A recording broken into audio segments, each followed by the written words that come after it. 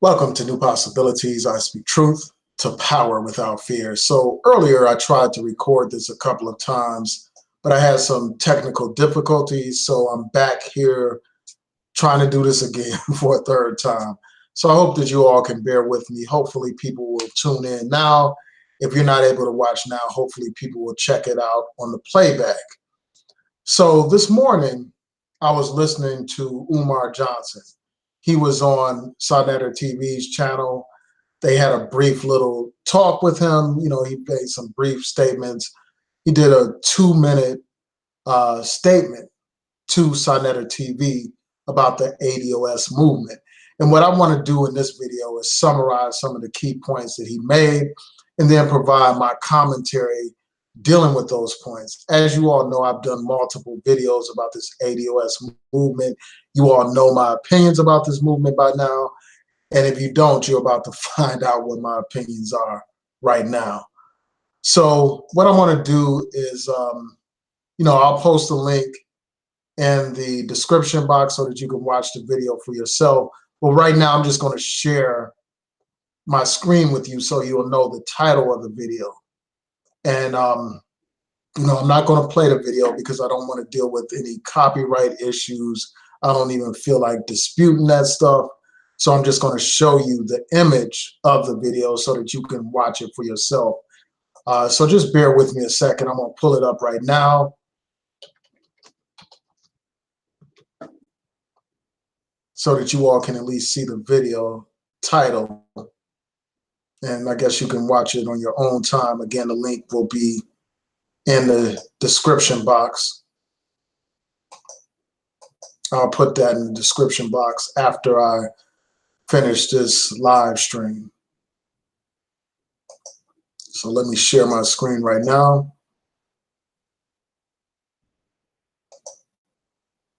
So here's the video. Again, I'm not going to play it.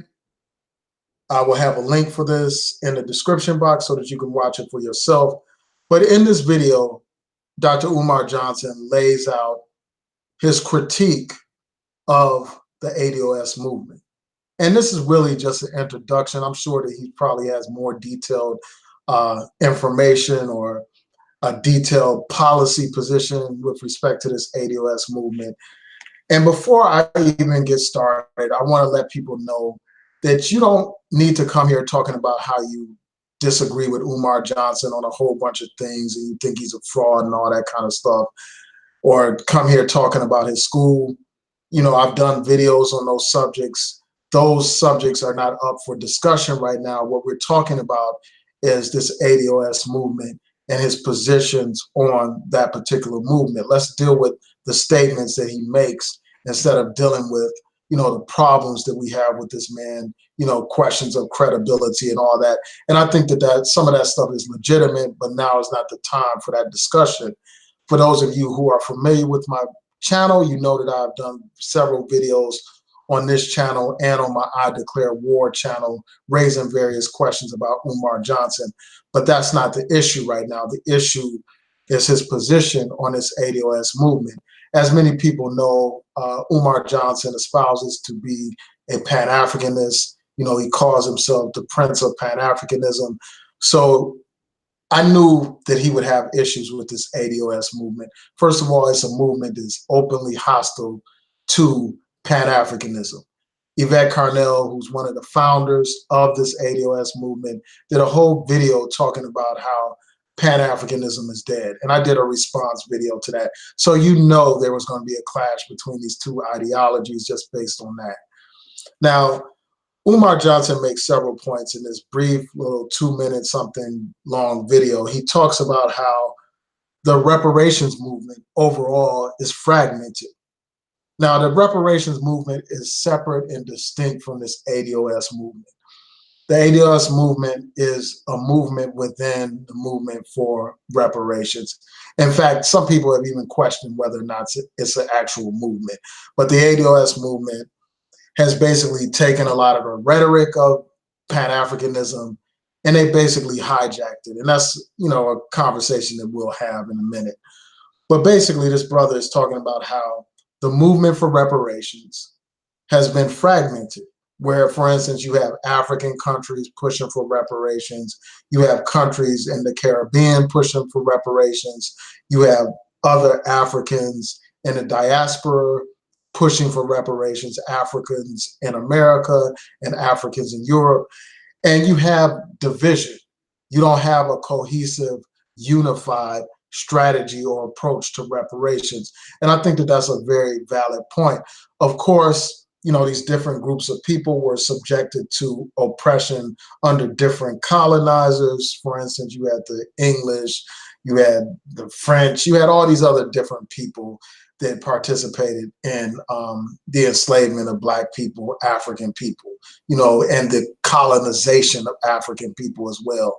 So obviously there are different colonial masters that need to pay up for the debt that is owed to African people.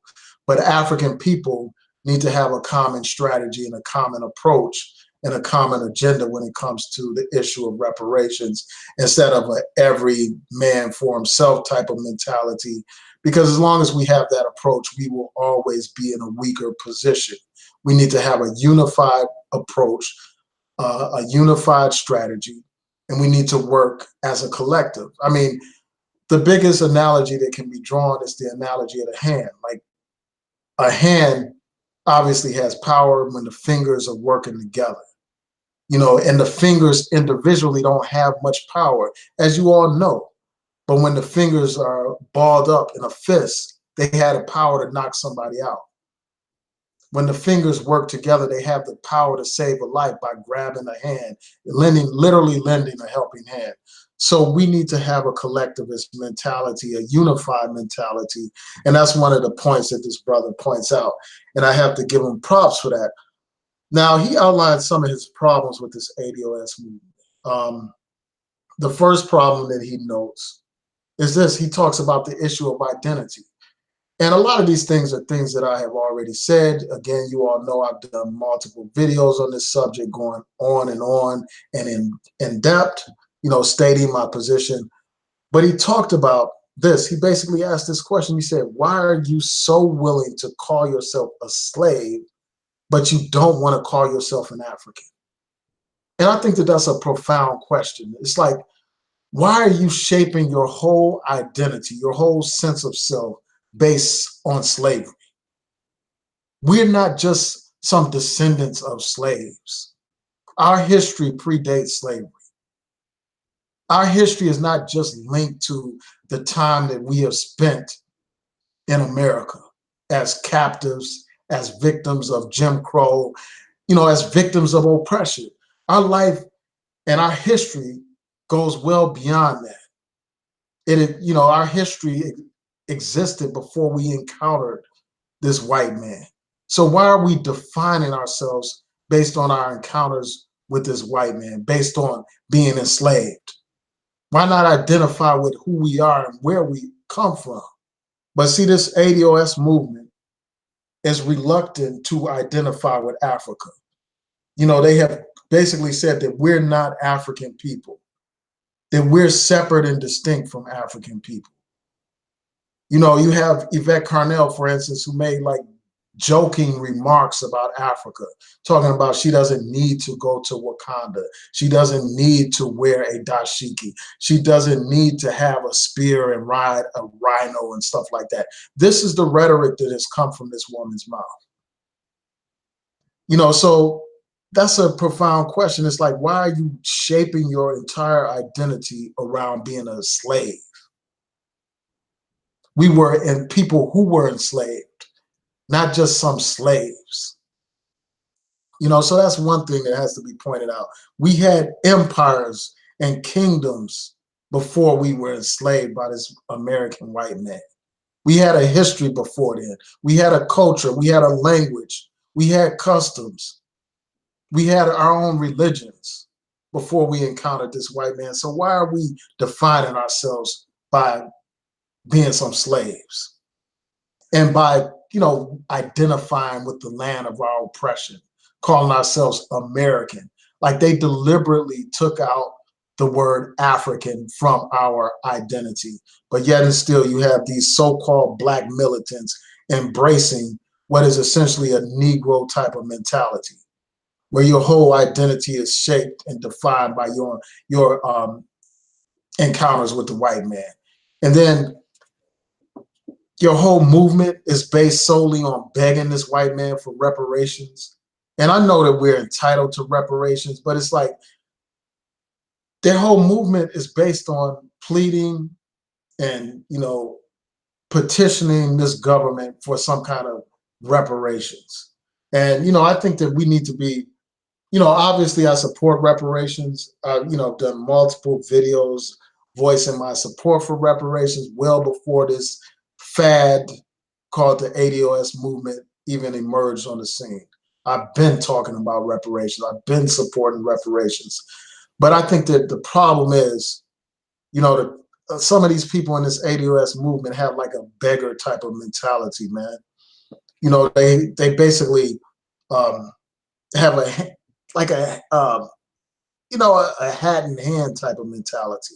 But that's a whole nother discussion. I don't want to get off on that tangent, but it's like, why are you identifying with the land of your captivity and not the land where you actually came from? But this is the Negro mentality, man. And unfortunately, that's the mentality that has infected this ADOS movement. And I will get to your comments in a second, but I just want to go through some of these points that Umar Johnson laid out. And I'm just glad that it's somebody, of his stature, like, even though I disagree with him on some issues, which I will actually talk about in this video, and even though I have questions about his legitimacy and, different issues with the school or whatever, nonetheless, this brother is somebody that gains some respect on YouTube and just in society in general. And I'm glad that somebody of his stature has come out to basically criticize this ADOS movement for what it is. And, I think eventually people are going to, open their eyes and see this movement for what it is, man. Another point that he raised was this, and this is a point that I've been harping on ever since I looked into this ADOS movement. And his question is this. He said, why are you telling African Americans to disidentify with African brothers and sisters? And he's basically asking, why are you blaming all the problems in the Black community on African and other Black immigrants, when these immigrants only make up like 3 million people in the whole US population, and African Americans far outnumber that, immigrants? So how are you pointing your finger at immigrants and blaming them for all your problems, instead of looking at not only yourself, but also at the larger society, a society that has, enslaved African Americans for hundreds of years, practiced Jim Crow against us for decades. And, it's this larger society that's responsible for the failing schools in our community, this larger society that has some kind of role in the denial of different opportunities to get higher education. So why not point the finger at that society instead of pointing it at your own African brothers and sisters and blaming them for all your problems? So I'm glad that this brother called this out, man, because the last thing we need to do is divide ourselves up into all these little subgroups. We're already a so-called minority in this country. The last thing we need to do is further fragment and divide ourselves. We can't fight against this common enemy as long as we're dividing ourselves up in these categories. And, I hear people say all the time, well, these Africans and, Caribbean immigrants never advocated for Black people. And I think that the people that say that just they don't know history, and they don't know what's going on. And I think a lot of these people are not even involved in the movement, because if they knew the history, they would know about a Marcus Garvey, an immigrant from Jamaica, who's responsible for sparking modern day Pan-Africanism and modern day Black nationalism. We wouldn't have the red, black, and the green if it wasn't for Marcus Garvey. His role is, you know, immeasurable. Like he played a huge role in the modern day movement that we see today. And you got a lot of these people that claim to be about Black power and this and that, but they want to discount the contributions of a brother like a Kwame Ture, who was formerly known as Stokely Carmichael. He coined the term Black power. We wouldn't even be using that terminology if it wasn't for him. He's the responsible for popularizing, you know, that slogan and the, you know, the symbol of the Black fist and all that kind of stuff. Symbols of Black militancy. He pushed for Pan-Africanism as well. You know, Garvey and, you know, the brother Kwame Ture pushed for Pan-Africanism, the unification of Africa and African people worldwide for our liberation. That's what those brothers were about. And then there's so many other people. I could go on and on. You know, even Minister Louis Farrakhan, a child of immigrants. But yet these people have all this stuff to say about how immigrants can't represent our interests. Immigrants are the problem. Immigrants never did anything for our struggle. These people are just uninformed. In my Pan-Africanism video, I pointed out how you have brothers and sisters on the continent pushing for, you know, for an end to police brutality in the United States, voicing their support for the Black Lives Matter movement. And you have other examples. I mean, so many examples. And if you are involved in the actual struggle, you will know that the rank and file members of a lot of these progressive social justice movements, Black movements, are immigrants, you know, or children of immigrants from the Caribbean, from places like Jamaica and Trinidad and parts of Africa, involved in the Pan-African movement here. And, you know, a lot of people have criticized Pan-Africanism, you know, basically saying, well, it's dead and all that kind of stuff. Pan-Africanism is an idea that has been with us for over a century now. And in order for it to become a full reality, you have to first have people believe in the ideology. And when you have people that are deliberately promoting this idea that something, that we're not this, you know, one people, and, you know, promoting division among Black people, these people are doing nothing but the work of our enemies. It's like you don't even need the CIA or anything like that to assassinate Black leaders, or, you know, to fight against Pan-African leaders nowadays, when you have people that are willing to advocate division among Black people. And the thing that's so crazy is that these are people that profess to be so concerned about the plight of Black people, but yet they're promoting division, which promotes the continued conquering of Black people. So those are some of the points that the brother made. He made one point that I disagreed with, as I was pointing out earlier today when I tried to do this live stream before.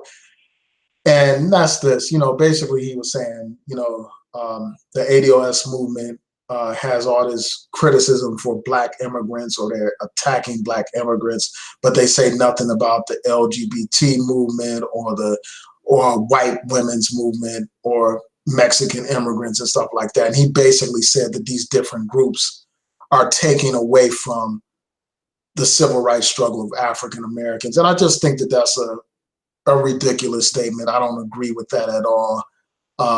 You know, people fighting for women's rights, that's not taking away from African American opportunities. It's not undercutting our struggle for equality. You know, and the same is true with gay marriage. I mean, not gay marriage, but the gay movement, you know, the LGBT movement. How is their fight for same-sex marriage undermining anything that we're fighting for, undermining our fight against racism in this society? How is their fight to end, you know, hate crimes against gay people? How does that undermine our struggle? How does fighting to end discrimination against gay people in the workplace undermine what we've been fighting for? So, you know, I think that people, you know, you can have these different interest groups. They don't necessarily have to be in conflict with each other. You know, their fights for their issues don't detract from our issues. Not the way I see it. I don't see how, you know, a woman fighting for her right to choose is undermining our rights as African Americans, or a woman fighting for equal pay and equal rights. How does that undermine our movement? How do immigrants, you know, Mexican immigrants undermine our movement as well? You know, you have people like, and that's one of the weak points in what he was saying. Like, he's criticizing the ADOS movement for attacking Black immigrants, but yet he's co-signing this anti-immigrant rhetoric when it comes to Mexicans and stuff like that. That undercuts his whole argument, and it further strengthens some of the comments that these ADOS people have said. So those are some of my brief thoughts about Umar Johnson's comments. So I'm going to stop sharing my screen, and I'm going to see what you all are saying in the chat room. I know that it's kind of late, so there may not be many people on here tonight. And again, I apologize for those technical difficulties earlier. You know, first I was doing a video, and while in the car, you know, it's a hot day here in Baltimore. So I'm in the car, the sun is beaming down on my phone, and my phone automatically shuts down when it's too hot and all that kind of stuff. So my live stream got cut in the middle of it. And I don't know if it kept going while I was technically off of it or not, but I had to delete it because of that. And then I tried to record another video, but then I realized that I wouldn't have time to really go in depth, you know, in depth as I would like, because you know, I had a meeting right afterwards, you know, and that meeting was like in 10 minutes. And then you had this background noise, you know, people talking and stuff like that. So I was like, no, let me just wait until I have the adequate time. And, you know, I'm in a confined space where I don't have to worry about outside distractions and stuff. But yeah, that's the reason why I'm redoing this video. But what I'm going to do is go to the comments now. I'm going to respond to some people. And again, you know, I know people are going to have a lot of stuff to say about Umar Johnson and about his school and this and that. And I just, again, want to emphasize that that's irrelevant to this particular issue. Let's talk about the points he raised instead of talking about him as an individual. Again, as you all know, I've criticized him myself. Oh, so I see that a brother here said that he, I think that's a brother. It's hard to tell by the name and the avatar. So the brother wants to collab. You know, he says he's an artist too. Yeah, again, that reminds me. If you are in Baltimore, come out to my art show. Again, that's June 8th at 5 p.m., you know, and we're in the Eastern time zone. It's going to be at 1818 North Charles Street, Baltimore, Maryland. I hope that you all can come out. I have some great pieces, you know, dealing with African American history. Again, during Black History Month, for each day during Black History Month, I drew a different historical figure for each day. And that was a grueling challenge, but it was a great challenge as well. It gave me a chance to improve upon my art skills and force myself to finish a piece within a very limited amount of time. So I managed to do 28 drawings in the month of February for each day of the month. So I hope that you all can come out and check out those pieces. They're for sale. If you come to the art show, they're available for a cheaper price. And they will be available, you know, anything that I don't sell at the show will be available online for purchase. You can email me at New Possibilities blog if you're interested in any of the pieces. And you can also visit my page on Instagram at the Osaka Gallery. When I get a chance, I'll post a link to that as well in the description box. So I hope that people in the Baltimore area, people in the DMV can come out and check out my art show. Shout out to David Bowman. Thanks for tuning in. Shout out to Covina Man. So Covina Man said, I was thinking that the ADOS movement had crashed and burned. Yeah, and he says, I don't think that the Don't Vote Negroes can stop a Biden-Harris ticket from defeating white supremacy next November. Yeah, I don't know. Like this movement, I think that it's not going to last. It's just another fad. And every day you got these people who were supporting it at one point coming out against it. And some of them are doing it because they're flip-floppers. They don't really stand for anything. They just blow in the wind. You know what I'm saying? Like they don't have any principles. That's one reason. And then some people are doing it just for personal reasons. But whatever the case is, some people are turning away from this movement. And I think it's just a matter of time before it gets exposed. I mean, it's like how much more information needs to be put out here. All these ties between Yvette Carnell and these white supremacist groups and stuff like that, and these anti-immigrant groups. You have to ask yourself, like, what does this anti-immigrant BS have to do with reparations? Never before were people linking those two things into the discussion. For all these years, you had Cobra. For all these years, you had all these other people like a Randall Robinson, John Conyers, and all these people pushing for reparations. Never in that conversation did they talk about all this anti-immigrant BS until now, until you got this ADOS movement. That's by design. That's by design. It's not a coincidence at all. And you got all these people saying, well, I support ADOS, but I don't support the anti-immigrant stuff. I mean, these people that say that kind of stuff don't know what they're talking about. They don't understand this whole ADOS movement. They don't understand. I mean, I'm wondering if they even listened to that guy Antonio Moore's video where he explains the movement. I wonder if they even watched any of Yvette Carnell's videos where she's going in on these Black immigrants. So yeah, I mean, I think it's just a matter of time before the movement get exposed. But I mean, by now people should have a clue. A lot of people have been criticizing this movement, and I'm glad that Umar Johnson has added his voice to this, man. Despite my criticism of him, I think that a lot of people do respect his opinion, and I think it will have some kind of sway in this whole debate. When you talk about dividing African people, when you want to disassociate from your own mother continent and identify with the land of your captivity, I mean, it should be obvious what that agenda is, man. That agenda is an anti-African agenda. That agenda is an anti-Black unity agenda. It's an agenda that promotes the interests of our enemies. Bottom line, and the only good thing that's come from this ADOS movement is that it has generated a discussion about reparations. But then again, you got all these other people who have done the same years ago. So to me, while that's important, that won't cause me to ignore the blatant and obvious problems with that movement. Shout out to Miss Legit. Peace to you. Yeah, so Miss Legit said, we are both descendants of African ancestors whom were enslaved. Yeah, I mean, yeah, they were enslaved, but that's not the, that's not the language of the ADOS movement. That's your language. That's your spin on it. That's not the movement itself.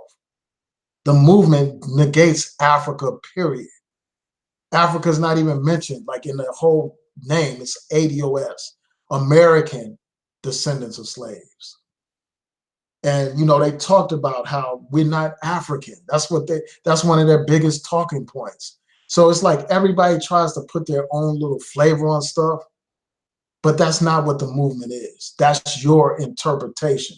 That's not what the founders of the movement see it as. And that's what people need to understand. It's like people identifying, for instance, with Marxism, but then they want to say, well, I disagree with Marx on X, Y, and Z. I mean, that's how it sounds when people try to remix this ADOS movement. They told you that they had a problem with the term African American because Africa is put first. African is put first in that name. They think that whole African part of the name should be taken out. So yeah, I mean, I hear what you're saying, but that's not the ADOS movement. That's your interpretation of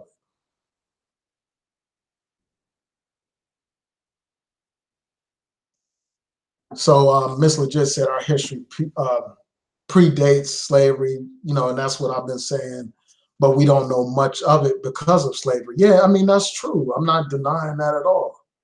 But why identify with being a damn slave? I mean, why have your whole identity revolve around slavery? I mean, that's like somebody, having their whole identity just revolve around, for instance, a Jew just having their whole identity just revolve around the Holocaust. To me, revolve around victimhood, man. We're bigger than that. Our history is much longer than that. We were enslaved for like 300 or 400 years or something like that. And our history has gone back thousands of years. What about the history of us building human civilization? Being the founders of science and mathematics and medicine and philosophy and religion. Why not emphasize those kind of things instead of dwelling solely on being a slave in America?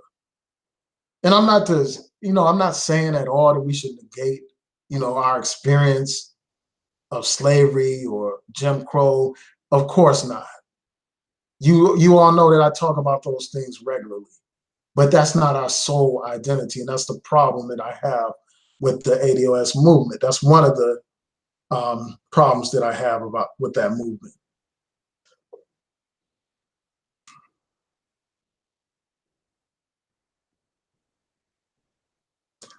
I mean, like somebody's mentioning Umar Johnson and questioning him being a fake pro-black and all that kind of stuff. Again, that's not the subject of this video.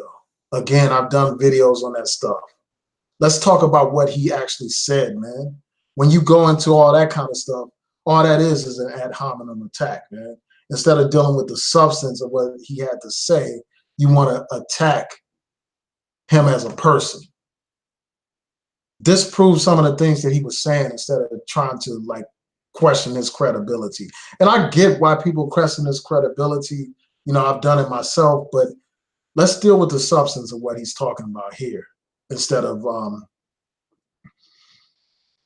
and you got this person, I don't know if you're one of these Yvette Carnell groupies or what, but this guy who goes by the truth as we know it says we ain't African. I mean, that's one of the most ridiculous things I ever heard. We're not African. Where did we come from? We came from, unless you're one of these indigenous nuts, these people that believe that the slave trade didn't happen and all that kind of stuff, despite all this massive history. Despite all this documentation, you got these idiots talking about we didn't come from Africa and we were indigenous and stuff like that. It just gets so loony here on YouTube. But the fact of the matter is, it's well documented that we came from the continent of Africa. Just, as Malcolm X said, just because you put some kittens in an oven, that doesn't make them biscuits. And just because we've been in America, that doesn't make us wholly American or not be African anymore. We're still who we are. We still come from the continent of Africa. In my Pan-Africanism video, I talked about the cultural ties that we have to Africa, customs and all that kind of stuff documented. All you have to do is look at the Gullah people in South Carolina and stuff like that. You look at the speech patterns and the different cultural customs that we have that can be directly linked to Africa, different religious practices and stuff. That despite all these years of being enslaved in this country, all these years of Jim Crow, we still have a unique identity that's rooted in our African identity.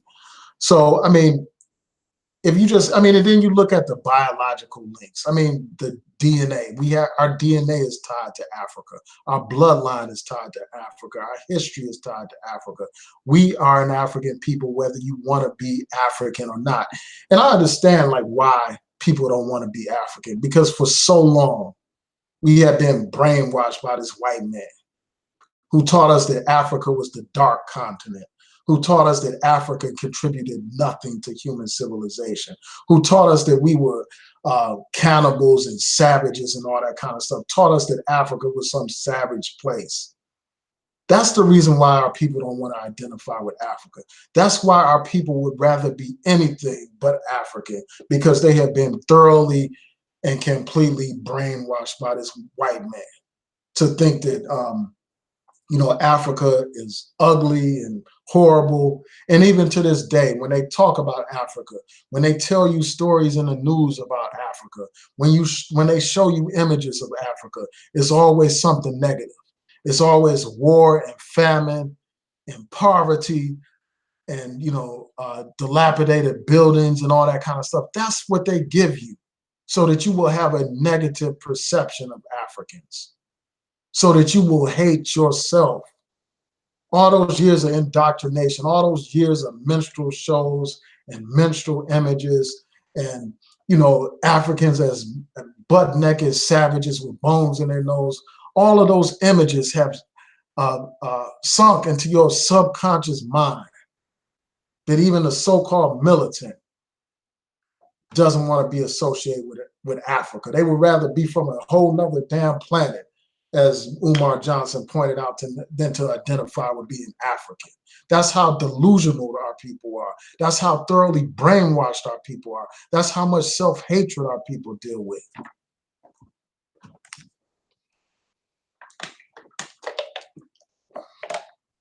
So yeah, I mean, so I understand why these people don't want to identify with Africa, man.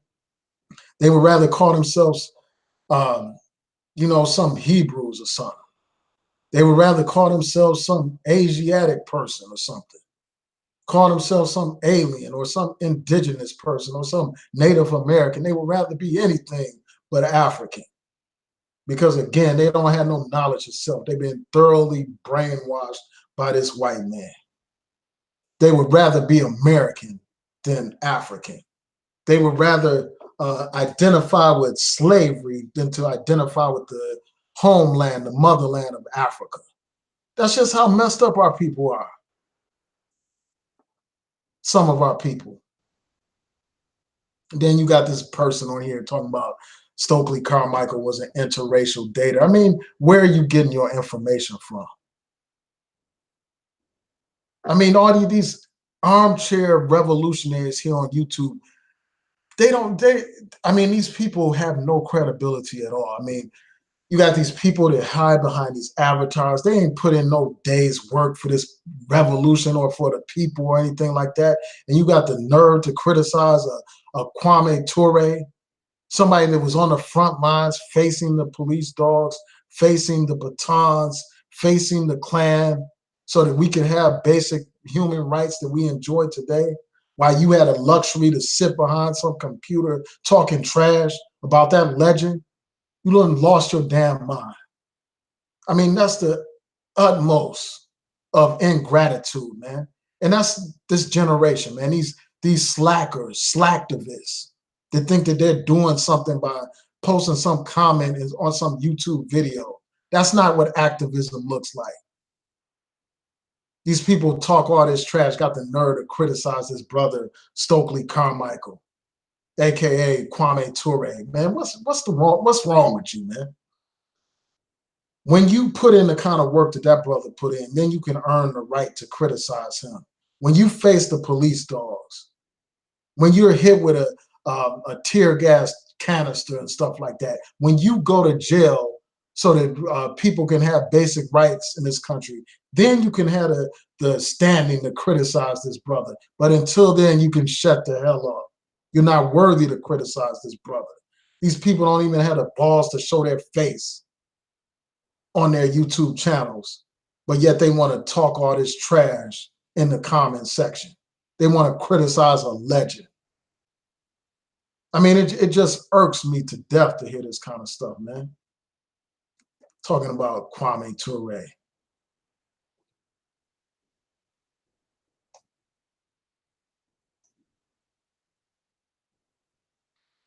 So anyway, let me continue on. It's just getting me going, man, when you criticize a legend like that. Somebody that, I was blessed with the opportunity to meet in real life. somebody that I was actually, I mean, like these people talk all this stuff, but they weren't a part, these people that criticize stuff, they don't participate in anything. They're not a part of any organization that's doing the work. They're not even a part of any community or neighborhood groups or anything like that. All they are a voice on YouTube. They have some little snide remarks to make. Get the hell out of here with that stuff, man. I'm sorry, man. I just can't. I just got a low tolerance level for that BS, man. So somebody has something to say about Black Lives Matter. My only point was that Africans, so on the continent, have voiced their support for our movement against police brutality. Whether you want to call that Black Lives Matter or whatever, that undermines this whole point that Africans never did anything for Black people. And the second thing is, like, who cares if the people that founded Black Lives Matter are gay, feminists, or whatever? They're speaking out on police brutality, man. Not only speaking out on it, but they're actually in the streets doing the work, man. It's because of them. They help bring attention to issues like Trayvon Martin and all these other issues of police brutality. The situation involving Michael Brown and stuff like that. They were on the ground putting in the work while you people, these internet people, these YouTube avatars were doing nothing but sitting in the comfort of their home, typing on some computer. I mean, it just trips me out, like how these people got so much to say and stuff. If you got a problem with Black Lives Matter, where is your substitute movement pushing for end to police brutality? I can appreciate somebody that actually goes out and creates some alternative instead of sitting here throwing stones at those who are actually doing the work. Anybody can criticize something, but everybody can't actually put in the work and do something to make a difference, man. It's like I don't get why people criticize stuff without offering any kind of alternative, man.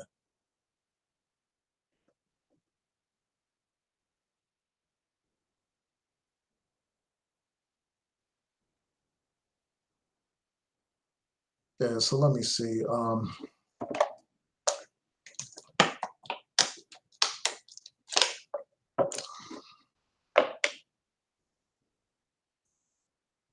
Let me show these comments. Hold on 1 second. I'm not going to keep you all too long tonight.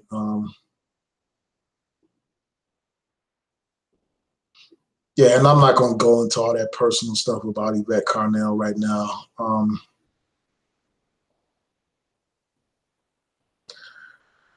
Yeah, so somebody said I need to do art on this wall behind me.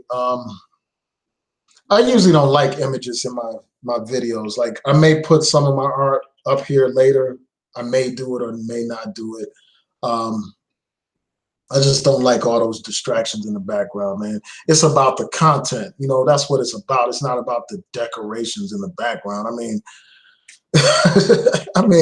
it's like the things that people worry about, man, just be cracking me up. But I may put some of my artwork back there. I would show y'all some of my pieces, but also, like, now that we're talking about art, in addition to my Black History series, I will have a couple of pieces up of my hip hop series. That's the next series that I'm working on. I have like 4 pieces ready. I think it's 4 or 5 pieces.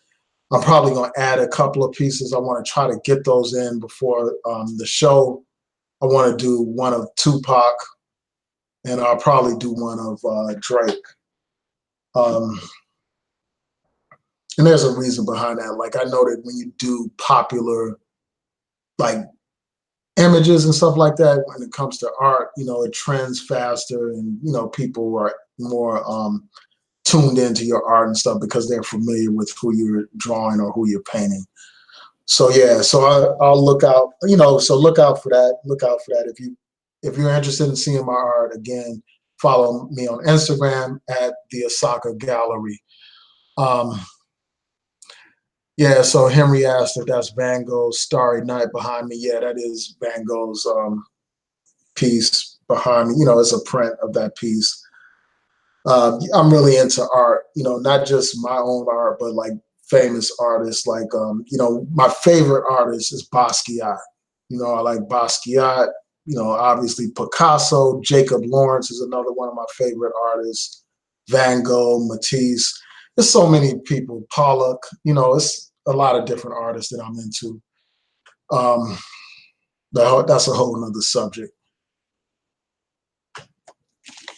Yeah, the ADOS movement, for the most part, it is an internet movement, but at the same time, you have people in real life that are a part of this ADOS movement, running up on politicians, asking them, to cut the check and all that other stupid stuff, man.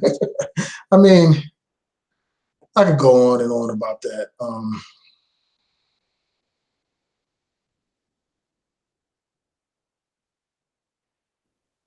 So I see that somebody going by the name Cozy Cool said ADOS member here in Baltimore.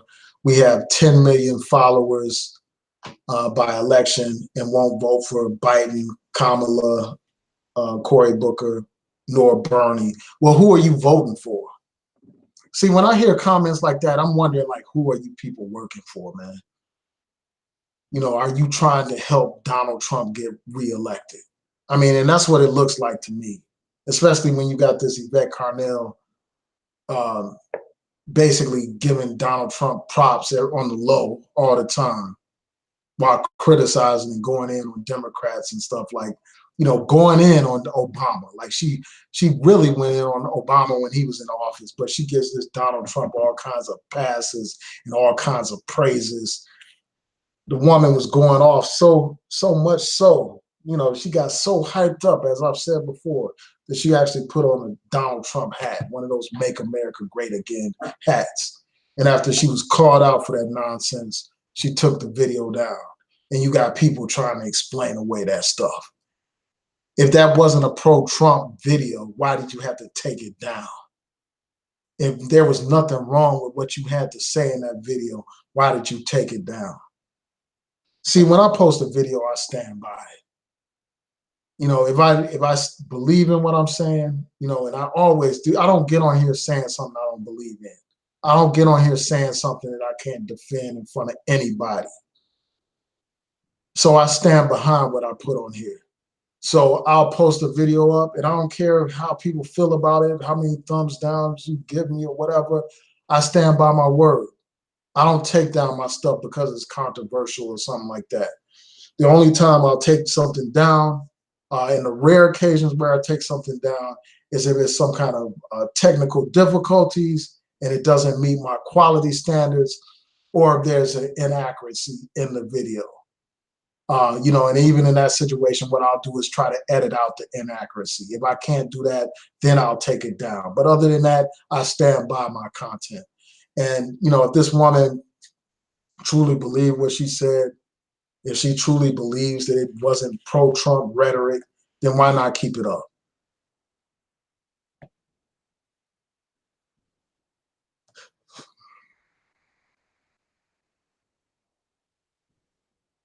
So somebody asked this, they said, why did ADOS reparations make immigrants uncomfortable? That didn't make immigrants uncomfortable. That's not what made immigrants uncomfortable, man. It was all those other statements made by Yvette Carnell, referring to immigrants as docile, referring to immigrants as complicit with white supremacy, suggesting that they're subservient, that they are trying to replace African Americans, that they're taking our spots and all that kind of stuff. That's what people are uncomfortable with. Nobody cares about African Americans demanding reparations. No people from the Caribbean or Africa are losing any sleep because we're demanding reparations. That's not what the issue is. The issue is the anti-immigrant scapegoating and blaming for all of our problems. That's the issue that people have with this ADOS movement.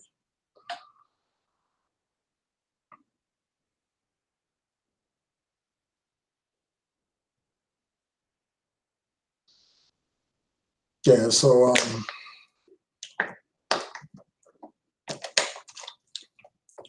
yeah, I just know that a lot of these people, some of these people that promote this ADOS stuff are low-key Donald Trump supporters that just want Donald Trump to get reelected.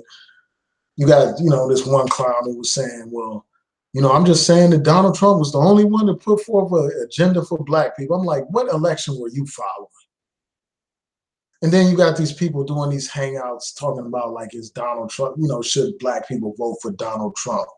The only person that can raise such a silly question is somebody that's unfamiliar with the issues and unfamiliar with Donald Trump and his track record.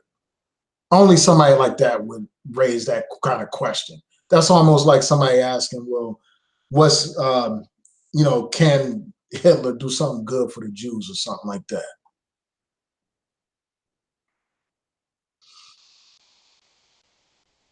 Yeah, so I think I've reached my tolerance level with this person, so I'm gonna hide them from my channel.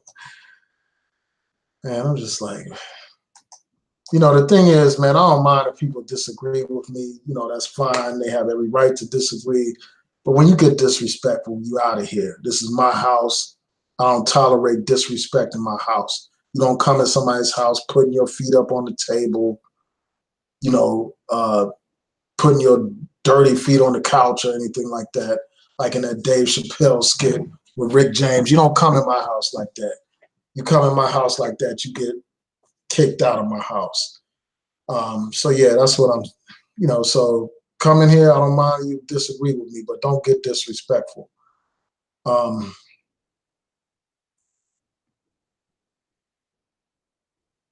let me see what people are saying.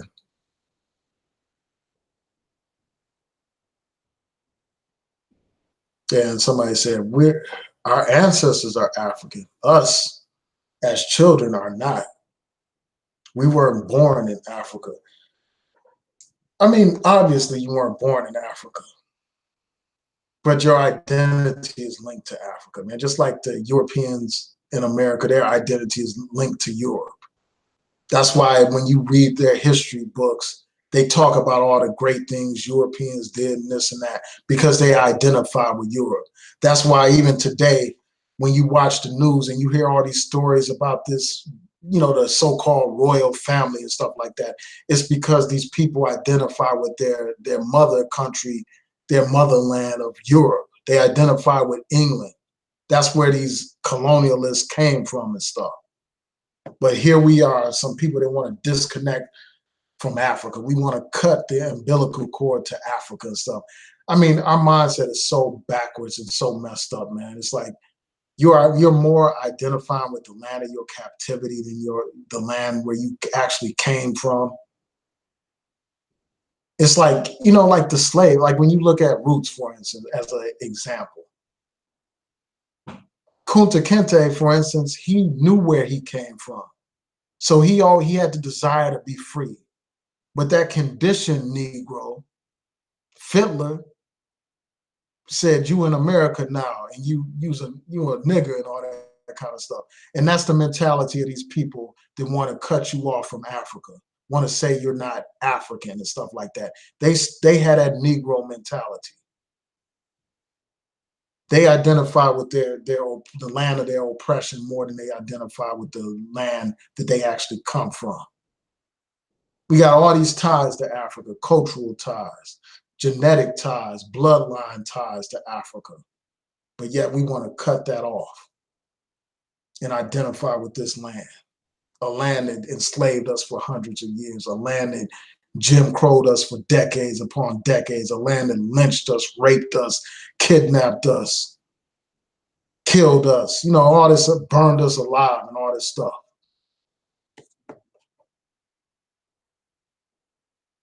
I just wonder, like, what's wrong with our people, man?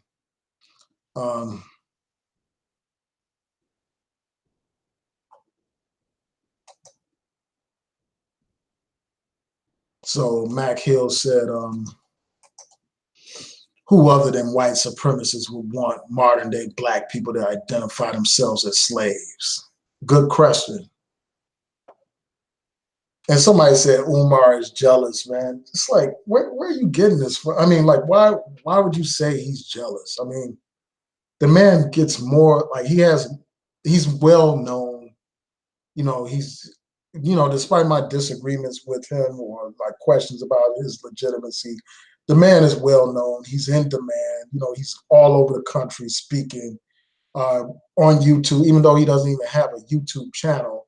When his name is mentioned, when he's featured on other people's stuff, it gets a lot of views and all that kind of stuff. So what does he have to be jealous of?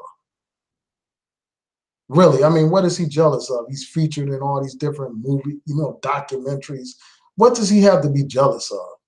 This is not about some jealousy. And it's like, why do people always want to take these little personal shots instead of just dealing with what he said?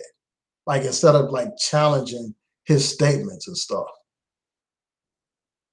And this is an unusual situation that I'm finding myself in, where I'm actually defending Umar Johnson, but I'm defending him on what he had to say. And even here, I criticize some of what he said about, gays and, feminists and Mexican immigrants. I'm going to try to ignore these personal insults.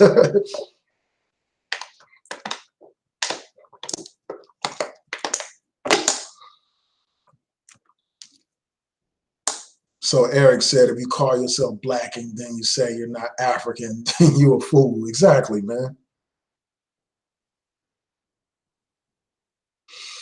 All right, so let's see. Mark Hill said, it's truly sad how simple-minded and gullible black people are. ADOS is convinced that they'll get a check. That's the only reason people claim that ADOS nonsense, all for a check. Exactly. I mean, they argue about this stuff as if this man is cutting some checks right now. They're willing to cut the throat of their African brothers and sisters, their brothers and sisters from the Caribbean, over some imaginary checks being cut. It's pathetic, man. It truly is.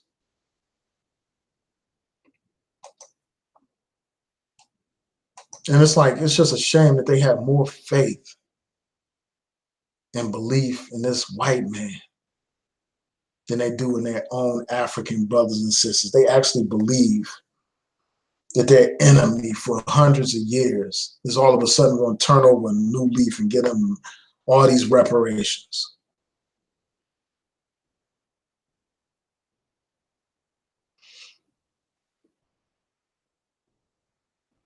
But anyway, let's see.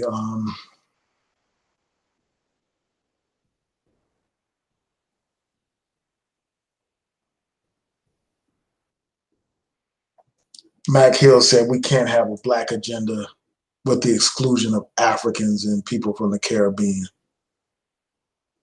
The last thing we need is to further fragment ourselves. Exactly, man. That's what I'm saying.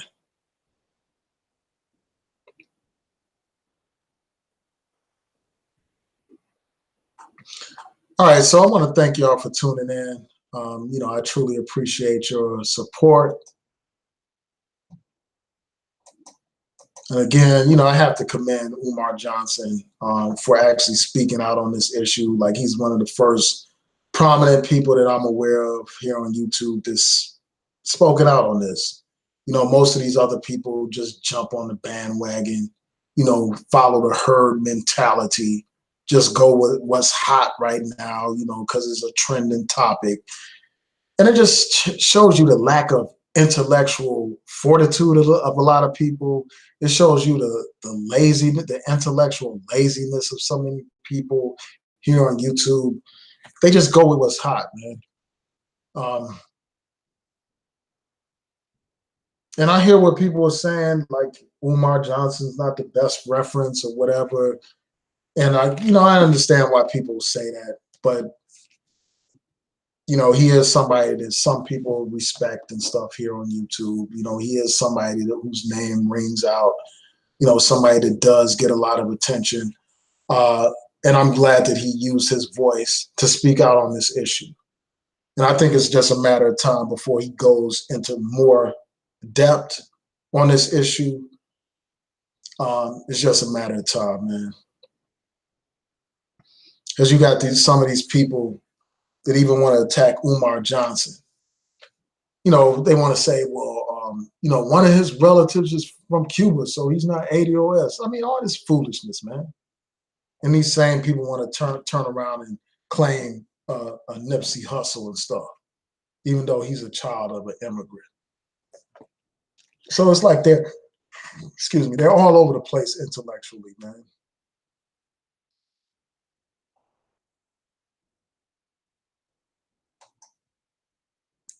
Yeah, so somebody said Mac Hill is absolutely right, and yelling "cut the check" and other abrasive stuff it's going to only turn people off. That's all it's going to do. I mean, they're running up I don't see these people ever running up in Donald Trump's face talking about "cut the check" or running up on any of these GOP senators or congressmen. All they do is run up on Democrats, and black Democrats at that.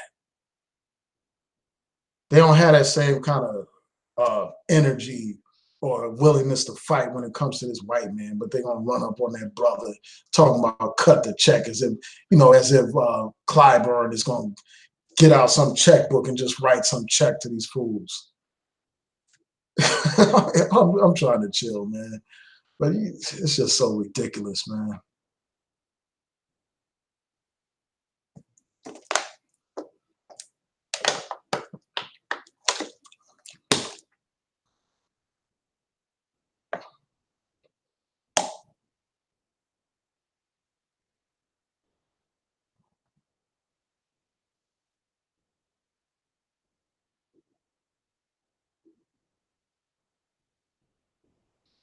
All right, let's see if there's some more comments before I go.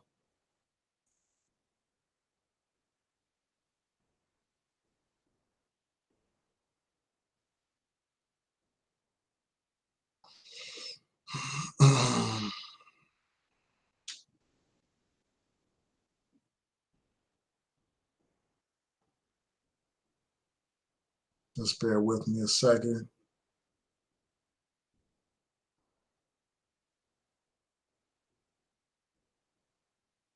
So somebody said then push for reparations, not anti-ADOS. I mean, people know that I've been pushing for reparations before this fad came about. So yeah, I'm going to continue to push for reparations, but I'm also going to call it our bull, man. I'm going to call out this BS, man. You know, got us dividing ourselves and conquering ourselves, man.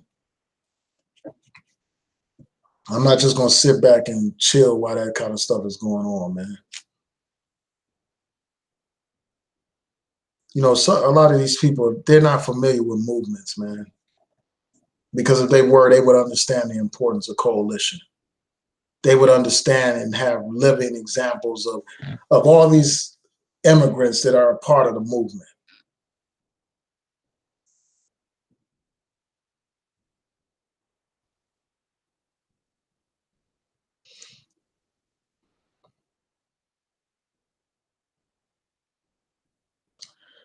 Yeah, so with that, I'm going to say peace and blessings to each and every one of you. I want to thank you all for tuning in. Please rate the video, like the video, share the video, hit that notification bell so that you'll know when I post new content on here. Shout out to the True Royal family. Shout out to Def Rocker. Shout out to everybody in the chat room, even my haters, even the people that criticize me on here. Shout out to y'all. I want to thank y'all for tuning in. Thank you for your support. You know, I truly appreciate it. Again, shout out to the brother Umar Johnson for at least speaking the truth on this ADOS issue. Again, when I get a chance, I will post a link to the video so you can check it out for yourself. And tell me what y'all think. What do you all think about what Umar Johnson had to say about this ADOS movement? So with that, peace and blessings to each and every one of you. I hope that you have a great night and a great day tomorrow. Peace.